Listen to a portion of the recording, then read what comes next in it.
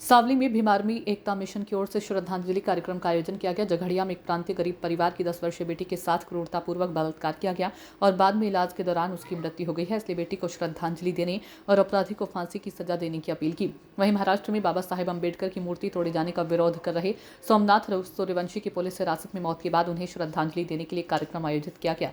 Bhim army एकता mission सावली की ओर से बुजुर्ग, बच्चों और बड़ी संख्या में लोगों ने मोमबत्तियां जलाकर श्रद्धांजलि अर्पित की। भीम आर्मी एकता मिशन के पदाधिकारी और सावली नगर के युवाओं ने बेटी और सोमनाथ को उचित न्याय दिलाने के उद्देश्य से फूल और मोमबत्तियां जलाकर शांतिपूर्वक श्रद्धांजलि दी। આજની આ ઘટના ઝઘડિયાની અંદર એક દીકરીનું બળાત્કાર થયા બાદ મૃત્યુ થયેલ છે અને પરભણીની અંદર એક બહુજન સમાજના નવયુવાનનું મૃત્યુ થયેલી અને શ્રદ્ધાંજલિનો પ્રોગ્રામ ભીમ આર્મી ભારત એકતા મિશન ગુજરાત પ્રદેશમાં સાવલી ખાતે રાખવામાં આવેલ છે। જી, આપની શું માગ છે?